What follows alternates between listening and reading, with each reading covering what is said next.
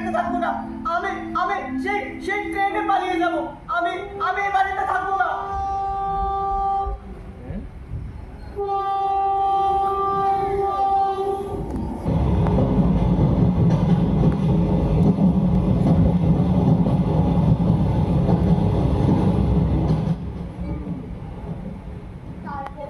তারপর আমি সেই ট্রেনটাকে ধরার কত চেষ্টা করেছি, কত সে ট্রেনের পিছনে দৌড়েছিও, পেছন খেয়েও পড়েছি, কিন্তু আমি আমার মার কাছে যেতে পারিনি। আমি তোমার কষ্টটা বুঝতে পারি। আমারও এক বাড়ি ছিল, কিন্তু ওরা কোনোদিন আমাকে আমার বাড়ি থেকে বের হতে দেয়নি।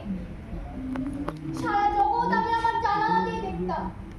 তো এখন আমি মুক্ত, আমি যেখানে খুশি সেইখানে বেড়াতে পারি।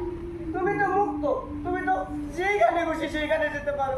আমি তো আমার মার কাছে যেতে চাই। মা, আমার তো মাও ছিল না, বাবাও ছিল না।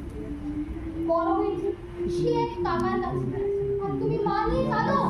বৃষ্টি থেমে গেছে, কিন্তু রাত হয়ে যাচ্ছে।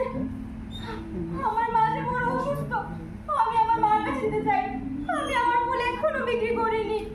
আচ্ছা তোমার ভাই, যা দেখছি যে রাধার ওর মার কাছে যাওয়ার খুব দরকার, আমরা কি ওকে একটু এগিয়ে দিতে পারি? আমরা পারবো না, কিন্তু পচা কাকা পারবে।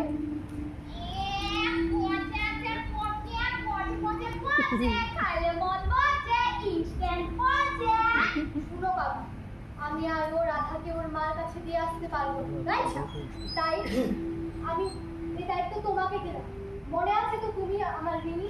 আরে তা কি পুরা ভুলু আমি। তুমি আমার দামটা রাধাকে দেবে, আর সেই কথা ওকে বলো না, ঠিক আছে?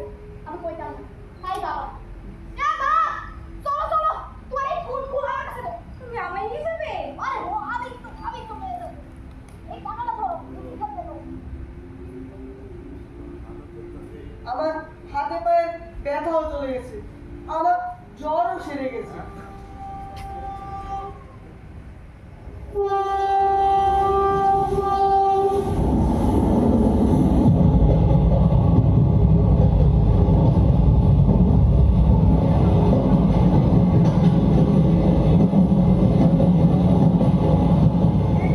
আমি তো সব ভুলে যাচ্ছি, আমার শুধু দুজনের কথা মনে আছে, এক আমার মা আর আমার ছোট ভাই।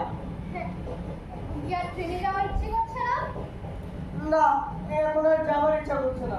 আমি জানতাম তোমার আর রাধার মধ্যে শুধু একজনই ওর মার কাছে যেতে পারবে, সেটা রাধা। কারণ ওর মার ওর দরকার আছে। তোমার মার কাছে তো মাখন আছে,